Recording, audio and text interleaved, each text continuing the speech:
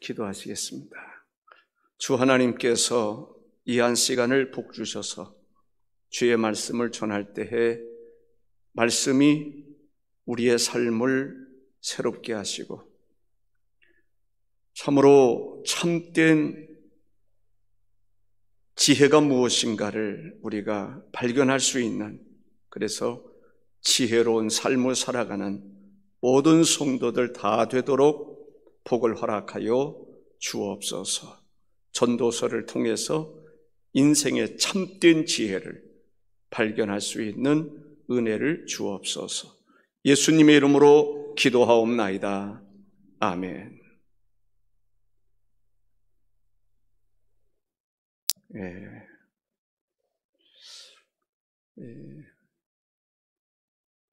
잠언서 또 전도서, 솔로몬의 잠언이고 또 솔로몬의 전도서이기도 합니다. 솔로몬은 출발이 좋았어요. 아버지 다윗의 신앙의 유산을 물려받았고, 국가적으로도 강대한 강대한 국가가 또 솔로몬에게 있어서 물려받을 수 있었습니다. 그런데 조금 아쉬운 것은 처음은 하나님 앞에도 신앙생활을 잘했는데 갈수록 문제가 발생했어요. 그래서 전도서에서 볼 수 있는 것처럼 헛된 인생을 살았어요. 후회스러운 인생을 살았다. 하나님과 가까이 지내다가 하나님에게서 멀어졌어요. 하나님을 사모하는 사람이었는데 그 다음엔 하나님이 솔로몬을 찾아와서 말씀을 해도 솔로몬이 하나님을 거부하는, 그리고 이방 여인과 놀아나고 이방 여인들이 가져온 우상을 숭배하고 신전을 세워주고, 어떻게 보면은 방탕한 삶을 살아가는 거죠. 그러면서 하나님으로부터 멀어질 뿐만 아니라 하나님이 주신 복을 상실해버리는, 복이 찾아와야 되는데 복이 떠나는 그러한 삶을 살았던 사람이 솔로몬입니다. 그런 면에서 솔로몬의 생애를 보면 둘로 나눌 수 있어요. 열왕기상 3장 3절에 보면 솔로몬이 여호와를 사랑하고 그의 아버지 다윗의 법도를 행하였으나, 솔로몬의 전반기 왕이 돼서 3년 동안에 걸쳐서 내각을 정비하고 7년 동안은 성전을 건축하고 13년 동안 궁전을 건축하는 등 23년 동안, 꼭 23년이라고 말할 수는 없지만 그때만 하더라도 여호와를 사랑했어요. 그리고 다윗의 법도를 행했습니다. 그런데 솔로몬의 마음이 변하기 시작한 거예요. 마음이 변질되기 시작했어요. 그때 당시에 외교 정책의 일환으로 이방의 공주 이들을 아내로 맞이하면서 그 나라와 어떤 외교 관계를 돈독히 하는 일들이 있었습니다. 솔로몬의 지혜가 그쪽으로 발달한 것 같아요.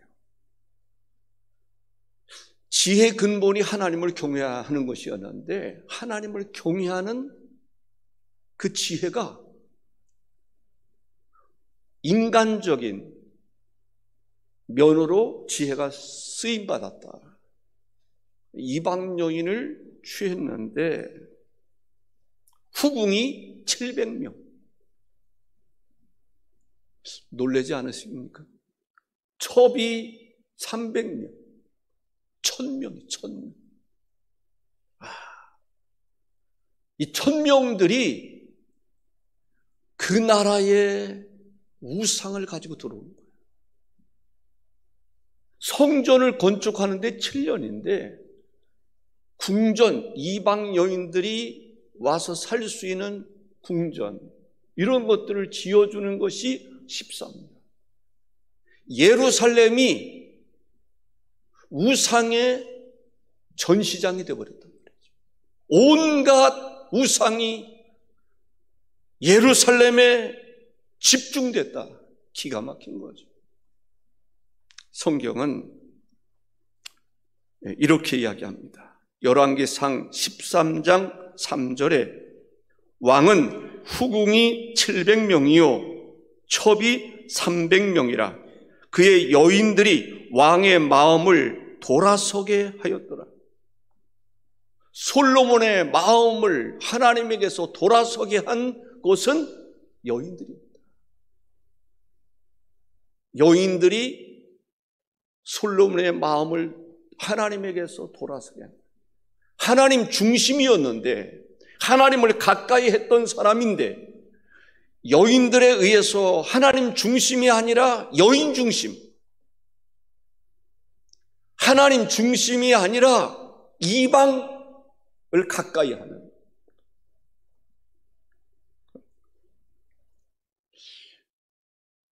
예루살렘 그 모습, 밀곰, 아스다롯을 비롯해서 수많은 우상들이 예루살렘에 들어오게 됩니다. 예루살렘이 우상의 박물관이 되어버렸어요. 생각해 보세요. 기가 막힌 일 아닙니까? 예루살렘에 하나님의 성전이 지어졌습니다. 성전 중심이어야 되는데 성전은 하나요? 온갖 우상의 신전들이 예루살렘에 줄비되어 있었다. 그러니까 사람들이 신을, 이제 신에 대한 관심 있는 사람들은 온갖 우상의 신전들을 다 돌아다녀요. 이스라엘 백성들이 이방 여인들에 의해서 들어온 우상을 숭배하기 시작합니다. 그러니 하나님께서 얼마나 기가 막히겠습니까?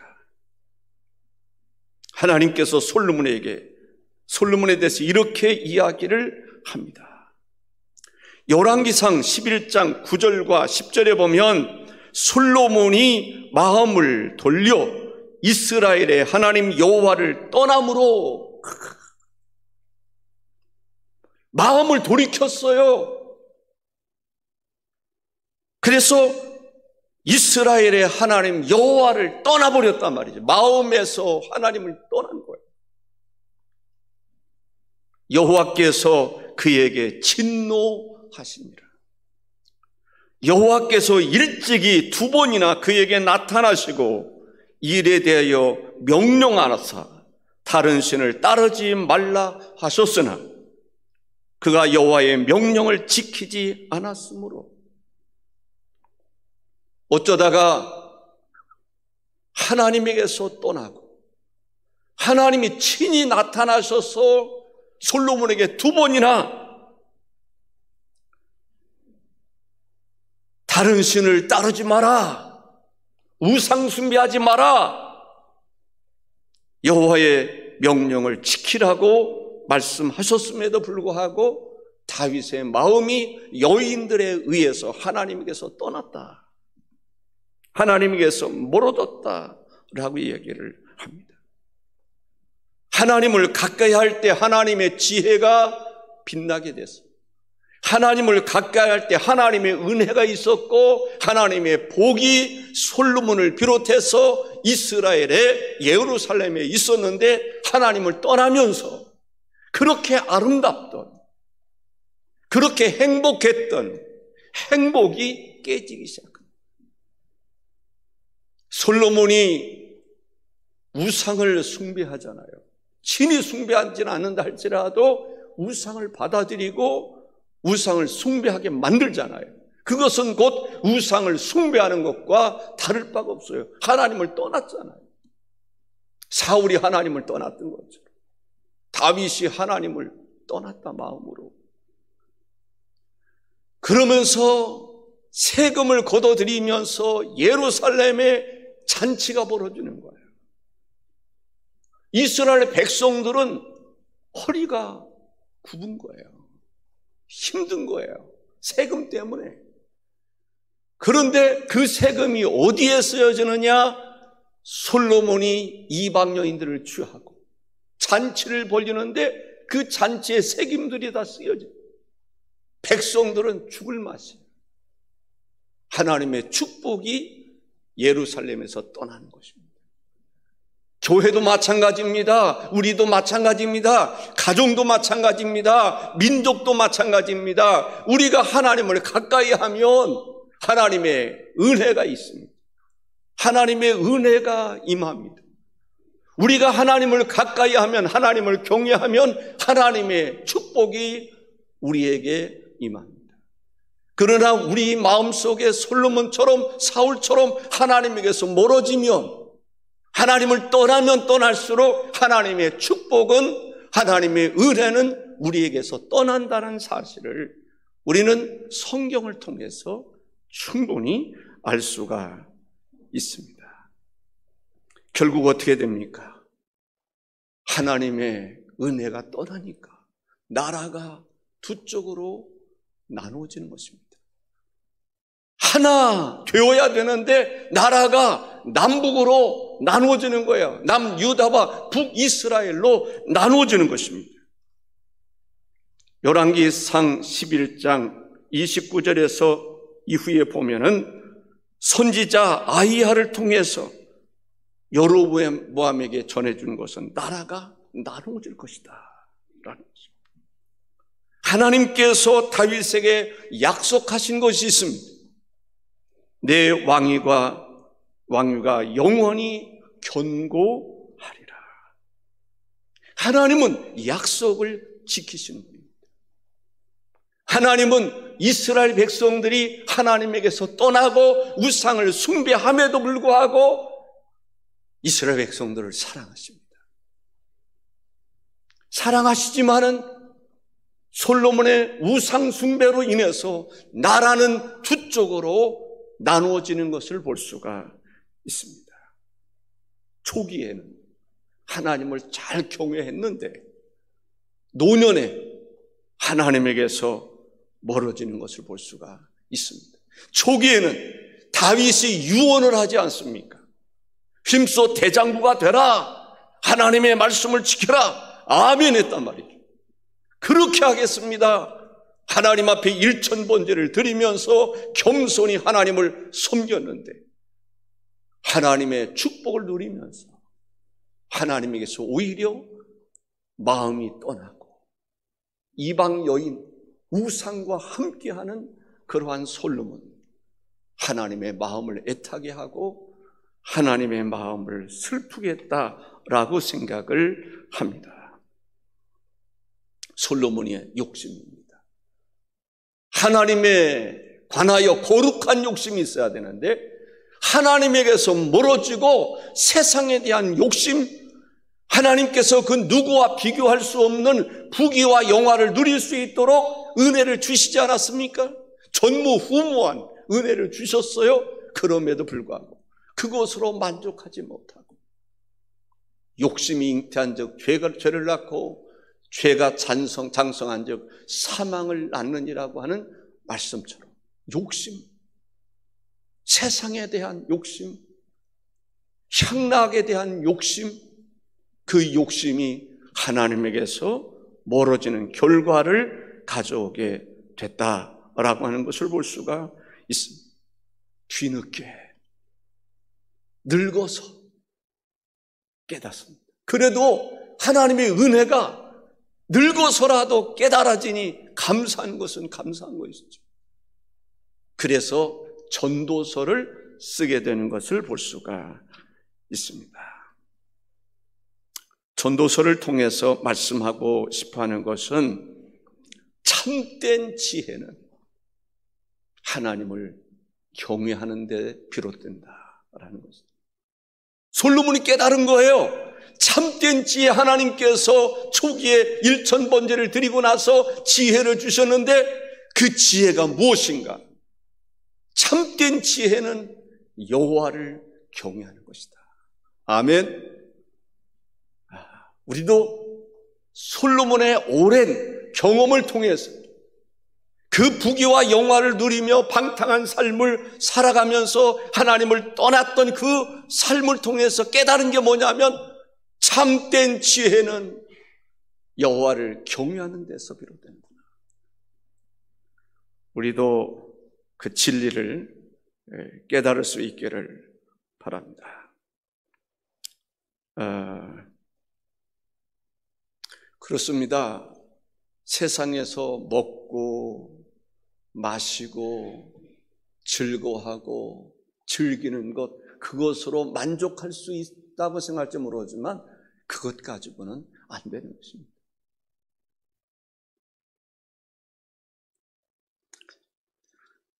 솔로몬은 부귀와 영화를 누구보다도 많이 누리며 살았습니다. 그런데 그것이 만족이 아니었다는 거죠. 나이가 드신 어른들에게 물어볼 수 있을 거예요. 젊었을 때 마음껏 즐기고 놀고 즐기며 살았다 할지라도 나이가 들면, 늙어지면 지난날의 그 쾌락, 그 즐겁게 놀았던 그것으로 만족할 수 없다라고 하는 것을 깨닫게 될 것입니다. 일반적으로, 이건 일반적인 것입니다. 젊었을 때 사람들은 행복이 어디에서부터 온다고 생각합니까? 돈에서부터, 물질에서부터 온다고 생각해요. 그래서 열심히 돈을 벌려고 애를 쓰죠. 집도 장만하고 자녀들도 키우고, 그리고 그럼에도 불구하고 좀 물질이 많아지면 생각이 좀 바뀌는 것 같아요. 돈이 있으니까 이것을 가지고 어떻게 즐기며 살 것인가. 여행도 좀 해야 되고,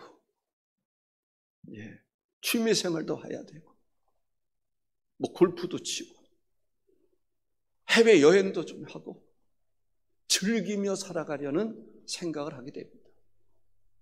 젊었을 때 돈을 좀 모아둔 사람들은 그 물질로 즐길 수 있다고 생각하기 때문에 젊었을 때 물질을 모으려고 합니다. 그리고 그러다 보면 어떻습니까? 늙어질 때가 있잖아요. 젊음이 영원하지는 않지 않습니까? 늙어지다 보면 어때요? 찾아오지 않던 병도 걸리게 되고, 걷는 것도 뛰는 것도 활동이 자유롭지 못하고, 그럴 때에 어떻습니까? 허무함을 느낄 수 있다. 지난 날에는, 옛날에는 참 좋았는데 지금은 어떻습니까? 늙고 병들면 허무함을 느끼게 돼요. 더군다나 죽을 날이 임박해 오면, 예수 생명이 없으면, 구원의 확신이 없으면 어떤 생각을 하게 됐어요? 죽음에 대한 두려움, 공포심까지 느끼게 되는 거죠. 나 죽지 않아야 되는데, 죽고 싶지 않은데. 몸은 늙어지고 생명은 재촉되고. 저 어느 분 생각이 문득 났습니다. 그분은 술이 취하니까 여자분인데 통곡을 하고 그래요. 내가 왜 죽어야 되느냐 이거예요. 내가 왜 늙어야 되느냐 이거예요. 내가 이때까지 얼마나 고생도 많이 했는데 왜 죽음이 내 앞에 그림자처럼 찾아오냐 이게. 술 먹으니까 통곡을 하더라고요. 그렇다고 해서 죽음이 기다려줍니까? 피해갑니까? 죽음은 찾아오는 거예요. 우리는 예수님 맞이할 수 있는 죽음을 준비하는 지혜로운 사람이 되어야 될 줄로 믿습니다. 청년의 때 곤고한 날이 이르기 전에 내 창조주 하나님을 기억하라고 말하지 않습니까? 아무리 청년의 때라 할지라도 중년의 때라 할지라도 우리가 꼭 해야 할 일이 무엇입니까? 창조주 하나님을 기억해야 돼요. 하나님의 창조의 섭리가 있단 말이죠. 창조의 섭리가 무엇입니까? 우리가 영생함에 이르도록 하는 것이 하나님의 섭리입니다. 영생함에 이르도록 하기 위해서는 우리가 무엇을 준비해야 됩니까? 예수 그리스도를 나의 주로 영접해야 되는 것입니다. 내 안에 영생에 이를 수 있는 생명이 있어야지 그 생명 없는 사람은 헛된 인생을 살아가는 것이다라고 말할 수가 있습니다. 전도서 1장 14절에 이렇게 말합니다. 다 같이 한번 읽어볼까요? 내가 해 아래에서 행하는 모든 일을 보았노라. 보라, 모두 다 헛되어 바람을 차별하는 것이로다. 즐거움도 헛되다는 거예요. 우리가 열심히 수고하는 것도 헛되다. 이 세상에서 우리가 즐거움을 누리는 것, 그때는 행복한 것이죠. 그러나 결국은 그것도 헛되다라는 거예요. 전도서 2장 1절에 다 같이 읽습니다. 나는 내 마음에 이르기를 자, 내가 시험 삼아 너를 즐겁게 하리니 너는 낙을 누리라 하였으나 보라, 이것도 헛되도다. 지난날에 즐겁게 살아갔던 것도 헛되다라는 거죠. 솔로몬의 고백입니다. 해 아래 과연 새 것이 있느냐? 해 아래 새 것을 아무리 찾던들 보니까 해 아래 새 것도 없다. 전도서 1장 10절에 무엇을 가리켜 이르기를 보라, 이것이 새 것이라 할 것이 있으랴. 우리가 있기 오래전 세대에도 이미 있었느니라. 지혜도 한계가 있음을 솔로몬은 발견하게 됩니다. 전도서 2장 16절에 지혜자도 우매자와 함께 영원하도록 기억함을 얻지 못하나니 후일에는 모두 다 잊어버린 지 오래일 것임이라. 오호라, 지혜자의 죽음이 우매자의 죽음과 일반이로다. 솔로몬이 하나님부터 지혜를 얻었어요.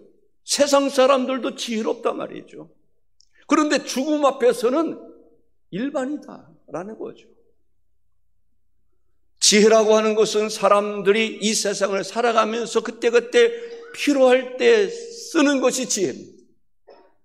그러나 죽음 앞에는 그러한 모든 지혜도 다 헛되다. 지혜에도 한계가 있다.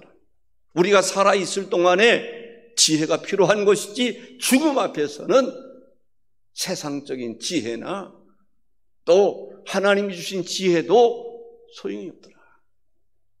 죽음 앞에서는 하나님을 경외하는 것, 그것이 참된 지혜라는, 인생을 행복하게 지혜롭게 살아가려면 하나님을 잘 경외하는 데 있다라는 것을 이야기하고 있습니다. 인간에게는 때가 있다고 3장에서 말합니다. 범사에 기한이 있고 천하 만사가 다 때가 있나니 날 때가 있고 죽을 때가 있으며 심을 때가 있고 심은 것을 뽑을 때가 있으며, 쭉 보면은 때 이런 때가 있고 저런 때가 있다라고 이야기를 합니다. 깨달을 수 있는 시기가 중요합니다. 솔로몬은 뒤늦게 깨달았어요. 좀 더 일찍 깨달았으면 좋았을 텐데, 청년의 때 솔로몬이 늙어서 깨달았던 그 깨달음이 청년의 때 있었더라면 얼마나 좋았을까. 솔로몬이 한탄하는 거예요. 어떻게 보면 그 젊음의 때 창조주 하나님을 기억해야 되는데 그러한 삶을 못 살았단 말이에요. 부귀와 영화를 누리며 즐거워하는 것으로 빠져 있었단 말이죠. 하나님을 경외할 수 있어야 되는데 이방 여인을 취하고 이방 여인과 즐거워하며 보내면서 그들이 섬기던 우상을 섬기고 이스라엘 백성들에게 우상을 섬기게 하였으니 이스라엘 민족에게 어떻게 보면 저주라. 일찍이 깨달았다면 그러한 삶을 살지 않았을 터인데, 청년의 때 그것을 깨달았으면 이방 여인을 끌어들이지 않았고 이방 신들을 섬기게 하지 않았을 터인데 후회하는 거예요. 우리가 깨닫는 시기가 중요한 것입니다. 늙어서 깨닫지 말고, 그때도 안 깨닫는 것보다는, 못 깨닫는 것보다는 깨닫는 게 복이지만 이왕이면 일찍 깨닫다, 지금 깨닫자라는 거예요. 지금이 중요한 거예요. 인생을 어떻게 살아갈 것인가. 범사에 기한이 있고 천하 만사가 다 때가 있다라고 그랬는데, 그런데 11절에 보니까 이런 말씀을 하고 있어요. 다 같이 한번 읽습니다. 하나님이 모든 것을 지으시되 때를 따라 아름답게 하셨고 또 사람들에게는 영원을 사모하는 마음을 주셨느니라. 그러나 하나님이 하시는 일의 시종을 사람으로 측량할 수 없게 하셨도다. 하나님께서 모든 것을 지으실 때 때를 따라 아름답게 하셨다는 거예요. 아름답게 하신 그 아름다움을 발견하는 것이 중요합니다. 분명 하나님은 우리에게 아름다운 인생을 살아갈 수 있도록 만들어 주셨어요. 아름다운 삶을 살아갈 수 있도록 섭리해 주셨어요. 우리가 참된 지혜를 얻으면 분명히 어떤 시대를 살아가든지 아름다운 인생을 살아갈 수 있다라고 하는 것을 이야기하고 있습니다. 우리가 1년 365일 봄, 여름, 가을, 겨울 어린 시절이 있고 좀 청소년 시기가 있고 청년 시기가 있고 장년 시기가 있고 노년 시기가 있고 다 하나님은 우리에게 아름답게 살아갈 수 있도록 해주셨다는 거예요. 아, 청년의 때 그때가 좋았는데 아닙니다. 지금도 좋은 것이 있어요. 아, 젊었을 때가 아닙니다. 늙었을 때 지금도 좋은 것이 있습니다. 아름다움을 쫓아 살아갈 수 있는 은혜를 하나님이 주신 거예요. 병들었어도, 늙었어도, 죽을 날이 다가왔어도, 아니 오늘 내가 죽는다 할지라도 하나님은 분명히 우리에게 아름다움을 주신 거예요. 천국에 갈 수 있는 것을 주시고 그때 우리는 아름다운 인생을 살아가야 될 줄로 믿습니다. 전도서 3장에 보면 때에 대해서 이야기해요. 이럴 때가 있고 저럴 때가 있고, 때가 28개가 나오는데 그 28개 가운데 14개는 긍정적이고 14개는 부정적인 것을 이야기하고 있습니다. 부정적인 것이 있고 긍정적인 것이 있어요. 우리가 부정적인 삶을 살아갈 수 있고 긍정적인 삶을 살아갈 수 있다라는 것입니다. 복과 저주가 우리 앞에 있는 것입니다. 여러분들이 신앙생활을 하고 교회 생활을 하고 가정생활을 하고 직장생활을 하더라도 복과 저주가 있어요. 긍정적인 것이 있고 부정적인 것이 있어요. 어느 쪽을 선택하느냐 중요한 것입니다. 긍정적인 것을 선택할 수 있기를 바랍니다. 저주가 아니라 축복을 선택할 수 있기를 바랍니다. 베드로전서 1장 24절에 보면 그러므로 모든 육체는 풀과 같고 모든 영광은 불의 꽃과 같으니 풀은 마르고 꽃은 떨어지되 라고 얘기를 합니다. 인간은 꽃다운 인생을 살아가기도 하고 꽃이 떨어질 때가 있어요. 젊음도 잠시라면 잠시 있을 수 있어요. 어느 시기가 지나가면 늙게 됩니다. 얼굴에 주름살도 있고 거울을 보면서 깜짝 놀랄 때가 있어요. 거울 앞에 있는, 거울 속에 있는 사람이 누구야? 왜 갑자기 제가 깜짝 놀랐어요. 어느 날 보니까 거울 속에 어떤 쭈글쭈글한 늙은이가 있어요. 와, 저 사람이 누구야? 가만히 보니까 그 사람이 임원선이에요. 와, 어쩌다가 이렇게 된. 박종훈 목사님이 사진을 찍어줬는데, 그걸 이만하게 현상을 해가지고 선물이라고 줬어요. 나 그 사진 안 걸어놓고 싶어요. 보니까 완전 할아버지가 있어요. 얼굴이 쭈글쭈글하고. 어떻게 치울 수도 없고. 또 지난번에 왔는데 또 그 사진을 또 찾더라고요. 제가 뒤에다 놨는데 그 사진을 찾더니 그 사진을 들고 또 밑에까지 내려와서 사람들에게 보여주겠다고. 그렇습니다. 전도서 3장 20절에 다 흙으로 말미암았으므로 다 흙으로 돌아가느니 다 한 곳으로 가거니와 라고 말씀하고 있습니다. 물질이 중요합니다. 물질도 중요하죠. 그러나 재물에서 만족함을 찾는 것은 지혜롭지 못한 것입니다. 전도서 5장 10절에 은을 사랑하는 자는 은으로 만족하지 못하고, 돈 버는 사람들이 있잖아요. 이재용 씨 참 돈 많죠. 근데 그 사람 돈으로 만족할까요? 풍요를 사랑하는 자는 소득으로 만족하지 못하나니 이것도 헛되도다 라고 말합니다. 그러면 우리가 행복한 삶을 살아가려면 어떤 삶을 살아야 되느냐? 전도서 3장 12절에 보면은 사람들이 사는 동안에 기뻐하며 선을 행하는 것보다 더 나은 것이 없는 줄을 내가 알았고 기뻐하시기 바랍니다. 행복은 기뻐하는 데 있다라는 거죠. 그리고 선한 일을 하라는 거죠. 전도서 4장 11절 12절에 보면 또 두 사람이 함께 누우면 따뜻하거니와 한 사람이면 어찌 따뜻하랴? 한 사람이면 패하겠거니와 두 사람이면 맞설 수 있나니 세겹줄은 쉽게 끊어지지 아니하느니라. 서로 도우며 사는 거예요. 한 사람이면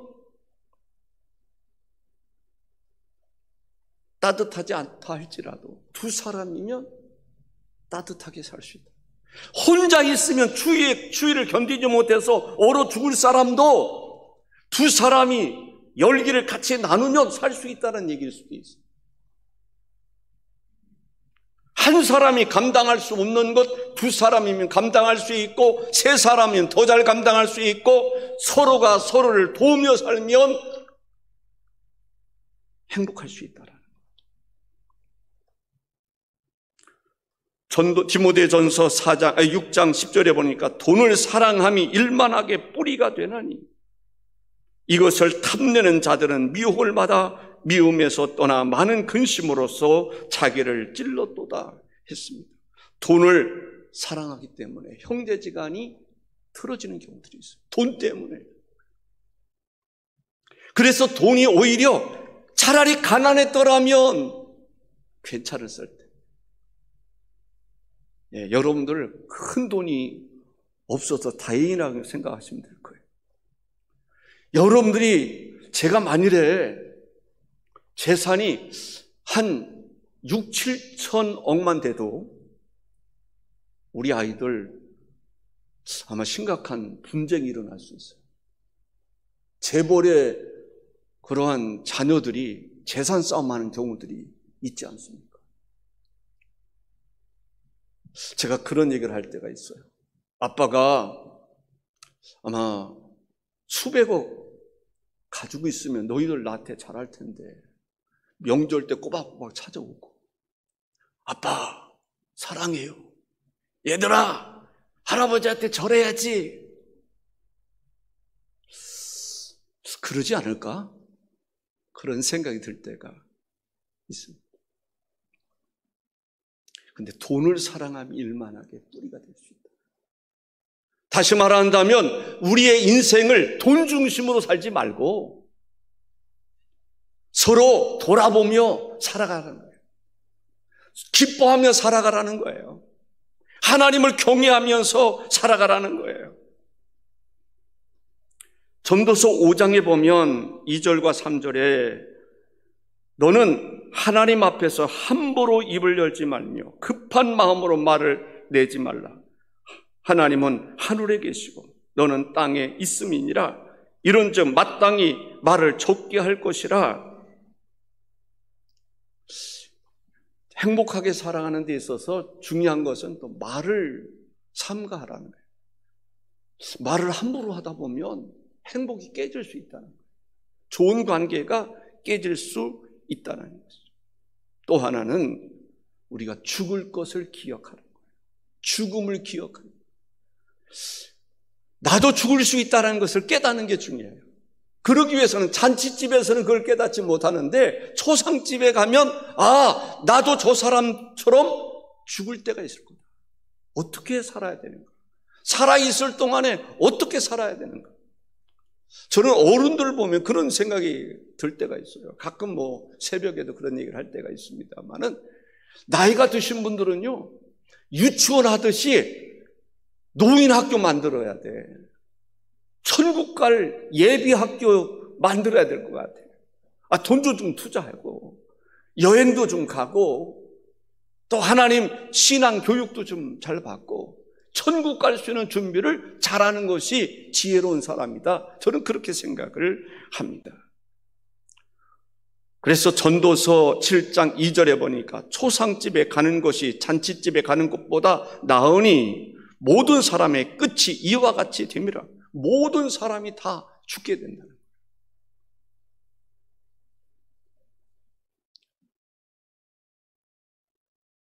전도서 7장 16절 또 17절에 보니까 지나치게 의인이 되지도 말며 지나치게 지혜자도 되지 말라. 어찌하여 스스로 패망하게 하겠느냐? 지나치게 악인이 되지도 말며 지나치게 우매한 자도 되지 말라. 어찌하여 기한 전에 죽으려고 하느냐?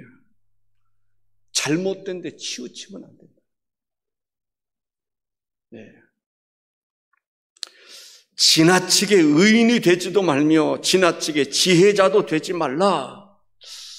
조금 오해할 수 있는 요소가 없지 않아 있습니다. 우리가 신앙생활을 하고 인생을 살아갈 때 또 어떤 사람은 너무 지나치게 편향적인 그런 삶을 살아가는 경우도 있어요. 기도가 중요해요. 그런데 시도 때도 없이 가족이 즐거운 시간을 보내야 돼. 나는 금식해야 돼. 좀 지나친 것은 행복하게 살아가는데 방해가 될 수 있다. 그렇다고 해서 신앙생활을 그냥 적당히 하라는 얘기를 하는 것은 아닙니다. 전도자가 전해주고 싶은 말들이 있어요. 인생은 하나님을 떠나면 허무한 인생을 살 수 있다. 헛된 인생을 살아갈 수 있다. 그래서 인생을 살아갈 때 하나님께서 천지를 창조하실 때 인간을 지으실 때 하나님을 경외하도록 지으셔주셨어요. 하나님과 동행하며 살아가도록 만드셨어요. 하나님의 말씀을 지켜야 한다는 사실을 에덴 동산에서도 말씀하셨어요. 선악과 따먹지 말아야 돼요. 하나님께서 허락하신 것을 즐길 수 있어야 돼요. 누릴 수 있어야 돼요. 그러나 선악과 따먹지 말라는 것은 하나님을 경외하는 자가 되라는 것입니다. 인생은 하나님의 손 안에 있다. 멋있는 얘기 아닙니까? 인생은 하나님의 손 안에 있다. 하나님의 절대적인 주권 속에 있다. 솔로몬이 깨닫는 거예요. 인생은 하나님의 손 안에 있구나. 하나님의 절대적인 주권 속에 있구나. 그것을 떠날 수 없구나. 초월할 수 없구나. 하나님에게서 피할 길이 없는 거예요.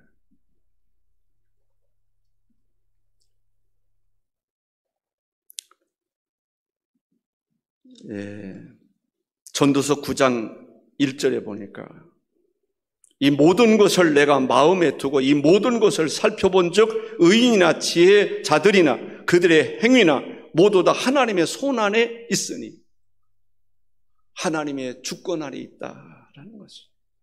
결국은 인간은 하나님의 심판대 앞에 설 수 있기 때문에 전도서 11장 9절에 이렇게 말합니다. 청년이여 내 어린 때를 즐거워하며 내 청년의 날들을 마음에 기뻐하여 마음에 원하는 길들과 내 눈이 보는 대로 행하라. 그러나 하나님이 이 모든 일로 말미암아 너를 심판하실 줄 알라. 하나님이 심판자라는 거예요. 다시 말한다면 함부로 놀지 말라는 거예요. 함부로 행동하지 말라는 거예요. 왜? 하나님은 심판하신다라는 것이죠. 나이가 들면 여기 성경에 보면 참 여러 가지 이야기를 했어요. 그냥 좀 시간 관계상 좀 풀어서 얘기한다면 나이가 들면 춥지도 않은데 그게 괜히 떨린다는 거예요. 추워야 떠는 건데 춥지도 않은데 이렇게 몸이 이렇게 떠는, 또 허리가 구부러진다는 거예요. 허리가 구부러진다. 이가 빠져서 딱딱한 거 못 먹는다는 거예요. 이 맷돌질하는 자들이 조금으로 그칠 것이면 이게 그 얘기거든요. 맷돌질하는 이가 지금은 뭐 임플란트도 하고 그러지만은 예전에 그 시대에 보면은 이가 빠지면 어떻게 해박을 수가 없잖아요. 그러니까 맷돌이 여러 개가 있어야 되는데 앞뒤가 맷돌이라는 게 밑에 있는 것이 있고 위에 있는 것이 있고 막 갈아야 이게 곱게 갈리는데 이빨이 다 빠지면 제대로 이게 맷돌질을 못하니까 먹고 싶은 것도 못 먹는다는 거예요. 눈이 창들로 내다보는 자가 어두워질 것이며 눈이 어두워진다는 거예요. 이른 새벽에 푹 자야 되는데 이른 새벽에 깬다는 거예요. 새소리로 말미암아 일어날 것이며 잠이 안 오니까 짹짹거리는 새소리 때문에 잠을 깨는 일이 있다는 거예요. 머리에는 흰 머리가 나게 되고 무거운 짐을 지기가 어렵고 메뚜기도 짐이 될 것이다라는 거예요. 메뚜기, 그러니까 작은 것도 힘든 거예요. 그러니까 오영윤 원사님 생각이 나는데 집에서 고구마 서너 개 쪄오고 그런데 그게 무거워가지고 헉헉거리면서 오신단 말이죠. 나이가 들면 그렇다는 거예요. 영원한 집으로 돌아가야 되는데 어느 날 보니까 조문객들이 와서 자기가 죽는 날이 온다는 거예요. 그러니까 조문객들이 와서 조문을 하게 되는 때가 온다는 거예요. 세월이 신속하게 지나간다. 그것을 깨달으라는 거예요. 발견하라는 거예요. 지금 젊다고 해서 영원히 젊은 것이 아닙니다. 지금 힘이 있다고 해서 영원히 힘 있는 게 아닙니다. 어느 순간에 옛날에 말하면 장성곡을 부르는 죽음을 맞이해야 되는 그때가 온다는 거예요. 그때 참된 지혜로운 사람은 어떤 사람이냐? 여호와를 경외하는 사람은 참된 지혜가 있는 사람이에요. 그런데 하나님을 경외하지 않고 죽음을 맞이하면 어떻습니까? 미련한 거예요. 어리석은 거예요. 헛된 인생을 살아가는 거예요. 솔로몬이 이때까지 헛된 인생을 살았는데 다시는 내가 헛된 인생을 살지 말아야 되겠다. 아니, 내가 헛된 인생을 살았던 것 여러분들에게 교훈적으로 말씀하건대 여러분들 청년의 때 곤고한 날이 이르기 전에 창조주 하나님을 기억하십시오. 여호와를 경외하십시오. 그것이 참된 지혜로운 사람입니다. 하나님 떠나서 허랑방탕한 삶, 쾌락을 즐기며 우상을 숭배하고 하고 싶은 거 다 한다고 해서 그것이 진정한 위로가 되겠습니까? 힘이 되겠습니까? 다 헛되다는 거예요. 헛되지 아니하는 인생은 하나님을 경외하는 거, 하나님 잘 믿고 하나님과 더불어 살아가고 신앙생활 잘하는 것이 참으로 지혜로운 삶이다. 이것을 전도서를 통해서 솔로몬이 저나 여러분에게 말씀하시는 거예요. 그러한 인생, 지혜로운 삶을 사십시오. 헛되니 해 아래 수많은 모든 것이 헛되도다. 여호와를 경외하지 않는 삶은 결국은 다 헛된 것을 발견하게 될 것입니다. 그러하오니 여러분들 헛된 인생 살지 마십시오. 전도서를 통해서 솔로몬이 자기 경험에 비추어서 우리에게 간곡한 마음으로 말씀하고 있다. 그래서 전도서는 어떻게 보면 참된 지혜를 말하는 책입니다. 기도하겠습니다. 존귀하신 주 하나님 아버지, 잠언서만 우리에게 지혜를 일깨워주는 것이 아니라 전도서야말로 참된 지혜가 무엇인가를 지혜로운 솔로몬이 하나님, 그가 인생을 살아오면서 간곡하게 호소하고 부탁하고 간구하는 것, 헛된 인생 살아가지 마십시오. 지혜로운 인생 살아가십시오. 참된 지혜는 여호와를 경외하는 것임을 말씀하고 있는데 그 말씀에 오늘 우리가 은혜가 되게 하여 주시옵소서. 예수님의 이름으로 기도하옵나이다. 아멘.